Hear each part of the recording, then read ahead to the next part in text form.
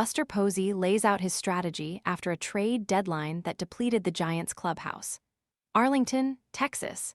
The San Francisco Giants sure looked the part of a rebuilding team on Monday. CT trade deadline passed, and the popping of transactions went silent. Giants president Buster Posey had shipped out 6 players from the Major League roster without making a single addition to the active group. Advertisement as a result, the Giants were missing 2/5 of their rotation, Mahle and Robbie Ray, their all-star second baseman, Arraez, their former all-star left fielder, Heliot Ramos, and the only 2 high-octane arms in an otherwise non-threatening bullpen, Kilian and Erik Miller, when they took the field for a series opener against the Texas Rangers at Globe Life Field. The Giants summoned 5 players from Triple-A Sacramento. Wet boots ruining your mornings? This silent, fanless dryer gently dries boots, shoes, and gloves overnight while helping reduce damp odors, so your gear is ready when you are. Want to get the best verified deal and see full details? Visit grabdeal.us/4 right now. They played a man short against the Rangers. They'll play the final 2 months of the season with wind whipping through the holes in their walls. But a rebuild usually involves a teardown, and that's not what happened Monday. Posey said he was open to discussing his core players with hefty long-term contracts, but it was always a stretch to believe that another team would make them a reasonable offer to take Matt Chapman, Willie Adams, or Rafael Devers. So the framework, such as it is, remains in place. And Posey's front office did as credible a job as could be expected at patching for the future. The Giants were encouraged by the players they received. Among them, 3 well-regarded pitching prospects, Ramon Marquez, Miguel Mendez, Henry Lalline, who could make a big league impact as quickly as next season, a minor league infielder with a Hall of Fame father, Keaton Kent, son of Jeff, and most notably, a still young infielder, 23-year-old Marcelo Mayer, set back by injuries, who was considered one of the game's most exciting prospects as recently as a year ago.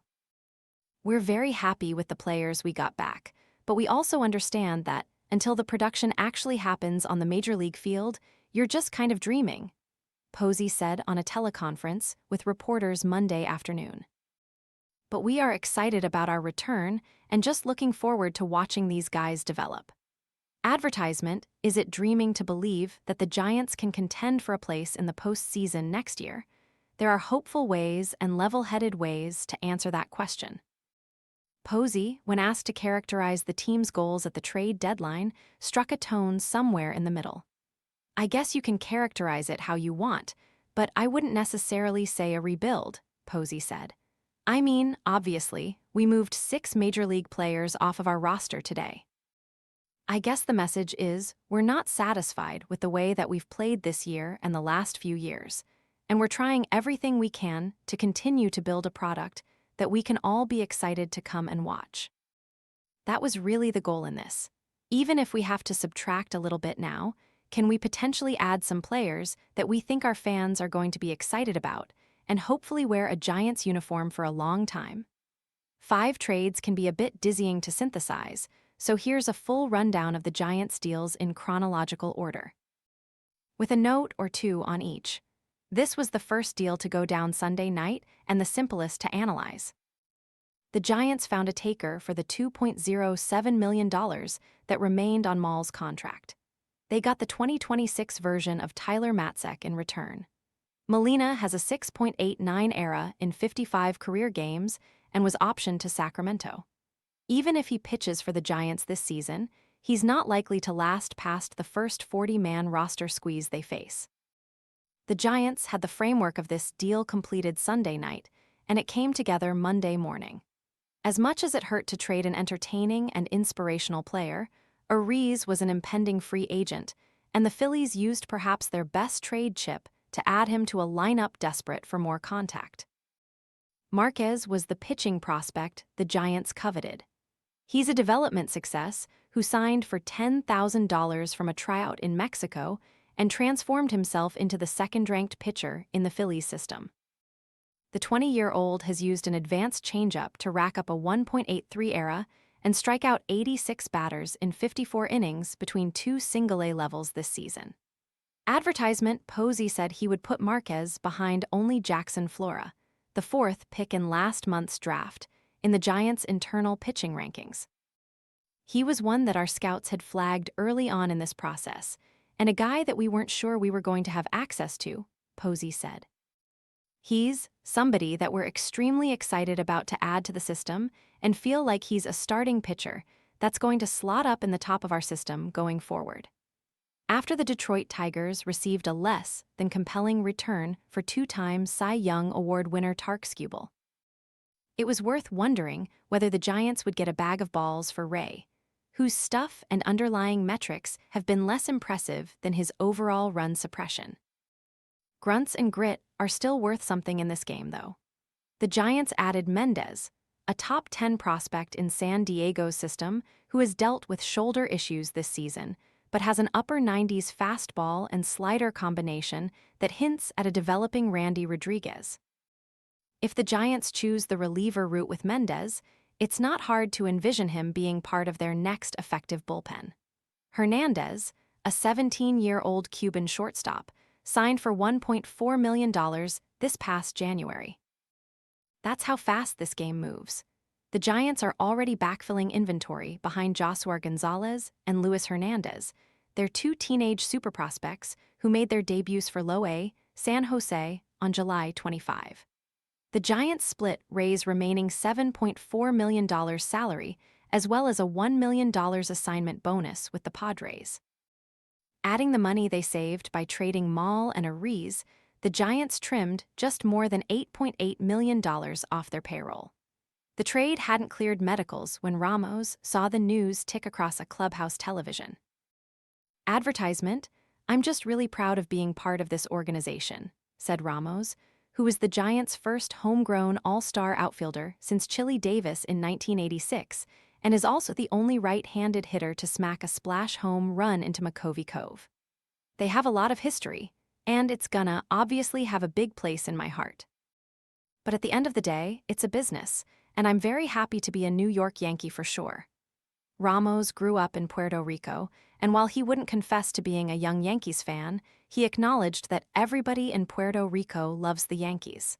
I mean, who doesn't love the Yankees, you know? I can't wait to hear from Aaron Judge.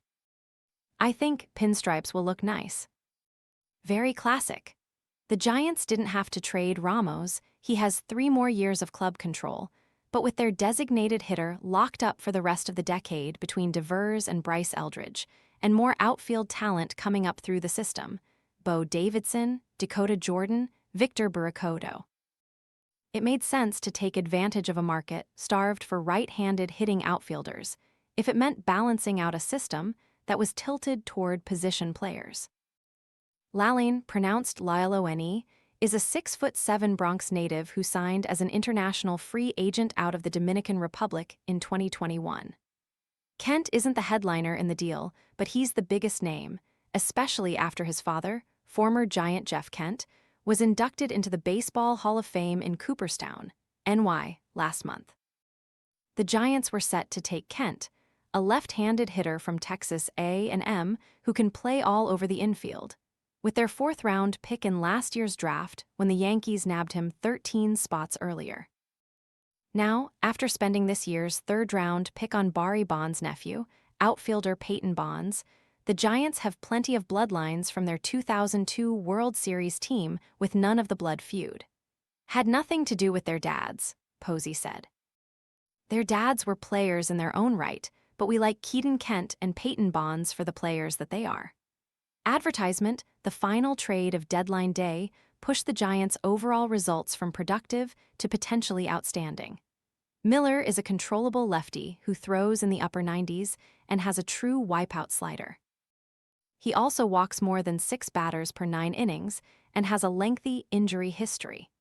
The Giants flipped Miller and a fringy minor league outfielder for an infielder who still has a chance to be an impact star.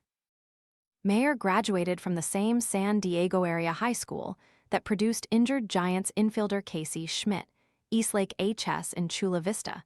Califf, before the Red Sox, made him the 4th player taken in the 2021 draft. Lower back, wrist, and shoulder injuries forced Maher to miss at least 70 games in each of his 5 professional seasons. He began this year as Boston's opening day second baseman, but tried to play through a bone stress reaction in his left forearm before going on the IL in late June. He's just beginning a swing progression, and the Giants hope the left-handed hitter will be able to play again this season. It could be the ultimate buy low coup. Where will Schmidt play next season?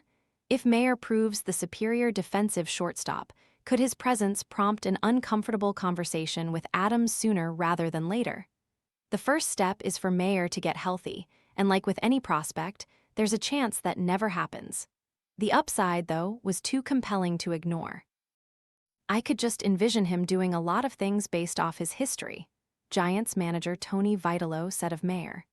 You get into the prospect conversation, whatever elite category you want to put all those guys of his age, he really hasn't lost steam with that. Just hasn't had a great runway as far as staying healthy or getting consistent repetitions. You guys have seen it with some of our players. It's tough for someone to show what they can actually do until they do have that runway. So fulfilling that potential is, regardless of what position he's at, or where he's at, or what he's doing, where he's at in the order. I think it's something everyone's been excited about in baseball for a long time. I'm sure he is too. Posey's view, our group really likes the swing, feels like they can get him back on track of where he was trending a couple of years ago. It's a position player that can play shortstop, can play second base, can play third base, gives you flexibility, and we still believe there's a lot of upside there. Advertisement, the Giants will have much more work to do this offseason to make what must be a massive jump in the standings if they hope to contend. They are 48-65 and likely to slide deeper, below .500 now, that they'll be operating with a patched-together rotation and giving more opportunities to unproven players. Blade Tidwell was among the players from Sacramento who had a locker at Globe Life Field on Monday. He's expected to start on Tuesday. Adrian Houser could return to the rotation, perhaps with an opener, on Wednesday.